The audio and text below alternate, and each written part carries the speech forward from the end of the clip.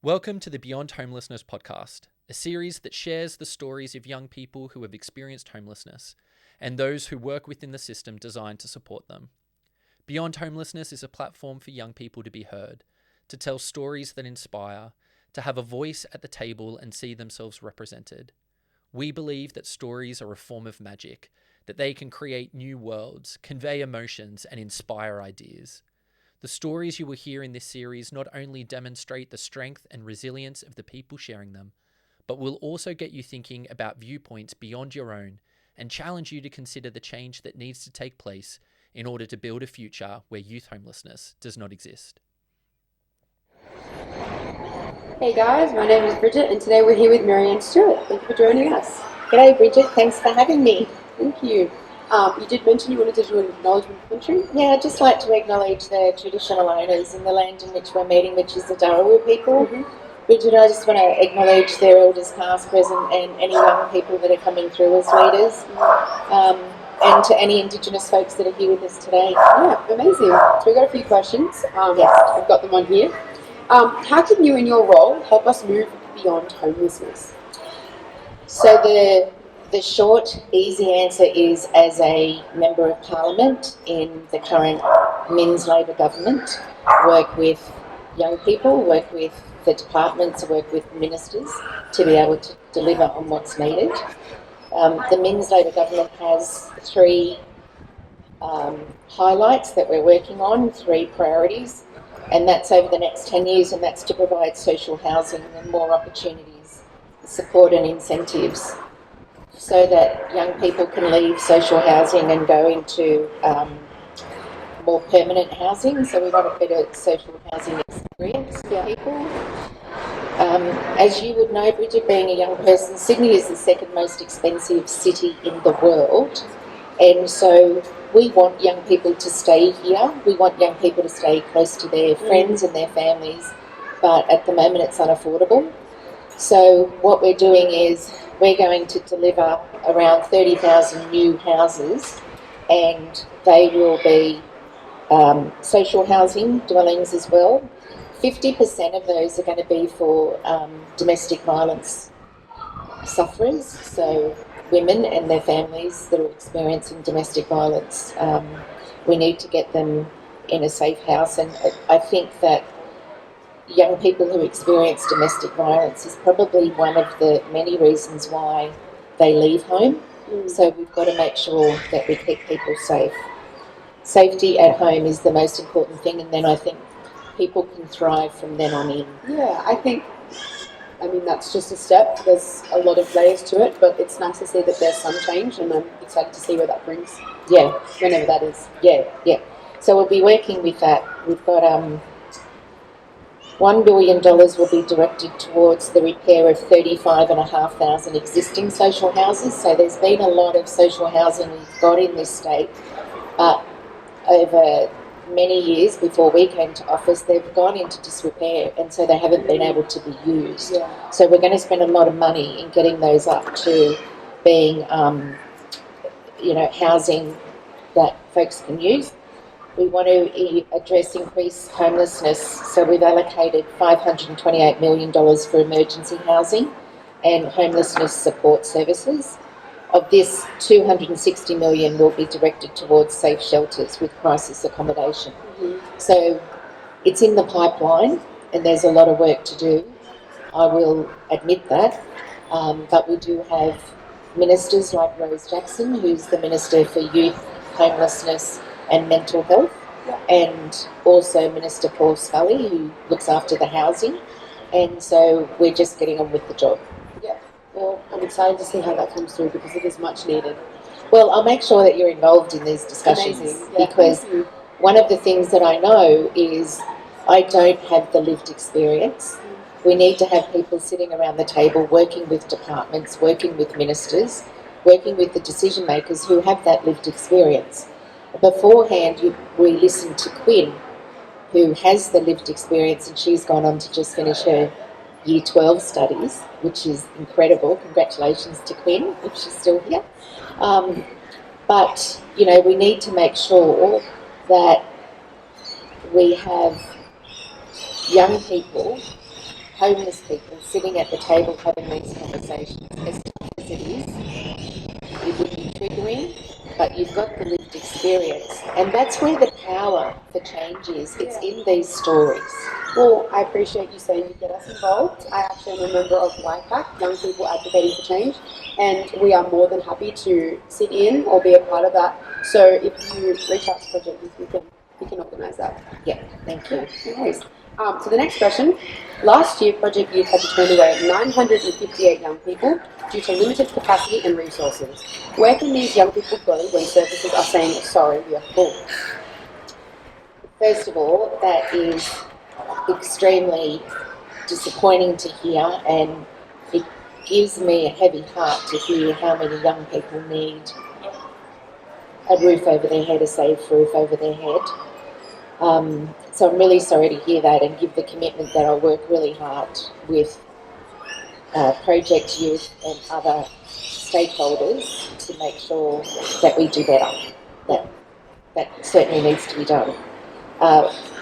So I'm here today on behalf of the Minister, as I said, Rose Jackson. We have had a youth summit, and that was for 19 to 24-year-olds. There were 94 young people that have attended.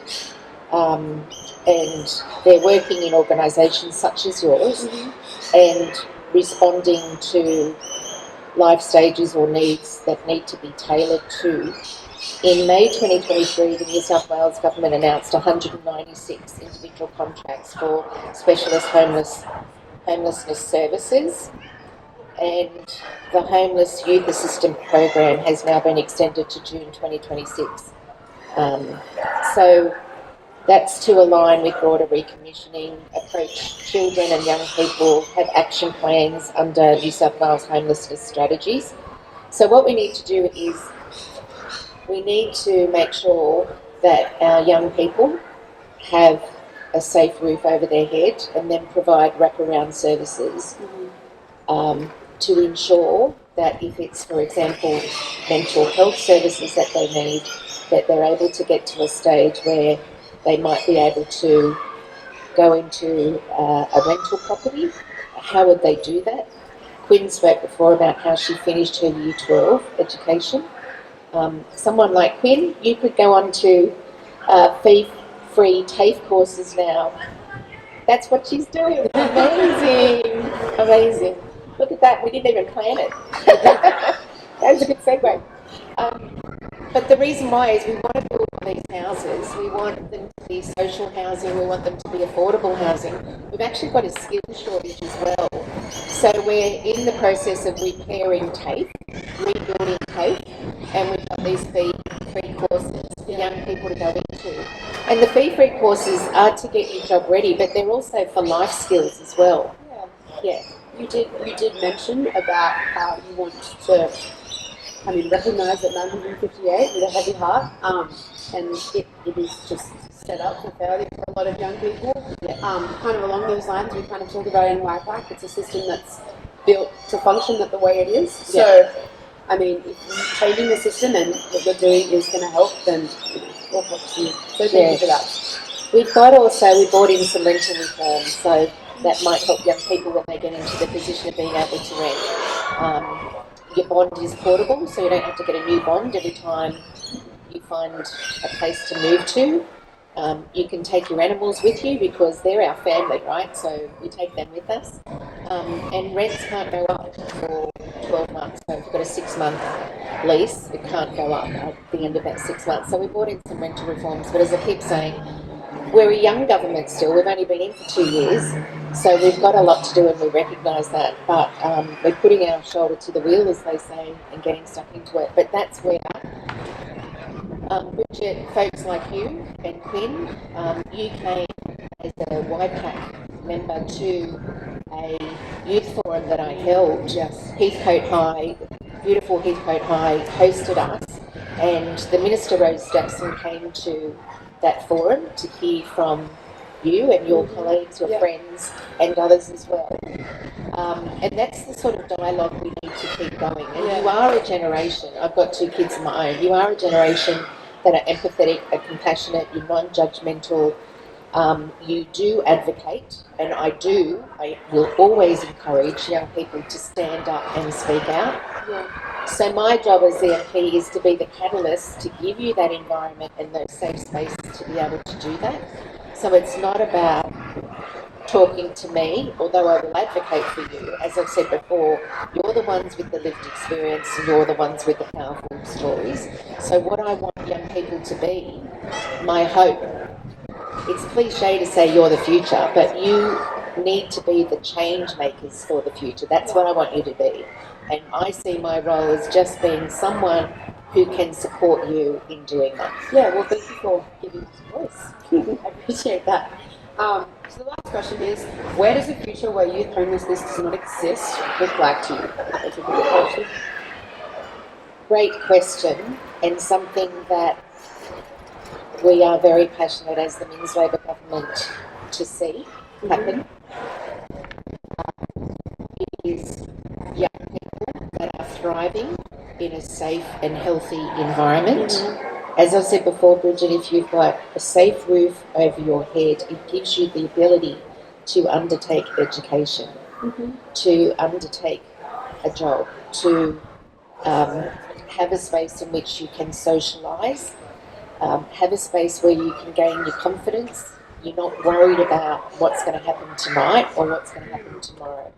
You're able to look at a future, and that future might be completing school, going on to fee-free TAFE, getting a little job, having those wraparound services help you with all of that, and knowing that you've got local members of parliament from whatever political persuasion, local members of parliament that you can go to, that you can work with, and that you can see this dream, this vision come to fruition. Nothing would make me more happy to see our young people thriving in Sydney, in New South Wales, and right across the country, and not having to worry about their next meal or their next bed. Well, I really hope that it's not just a vision, it's something that we can bring to fruition. Deliver. So, yeah, amazing. Well, thank you for joining us today. That's okay. Thank you, Bridget, and can I say thank you to Project Youth for having this event on today, and for everything that you do. You're a wonderful organisation, and I look forward to working closer with you in the future. All the best. Thank you. Thanks, Bridget. Thank you.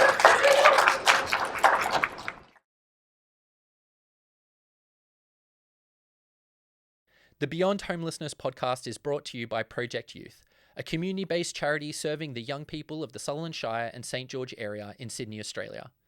It is a series about young people, told by young people, and produced by young people. By listening today, you have supported the training and employment pathways for young people who are involved in the production of the podcast.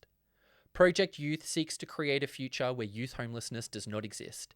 If you'd like to know more about the work of Project Youth, the stories of the young people we support, or find ways in which you can be involved, head to our website at projectyouth.org.au or follow us on social media. See the bio for links.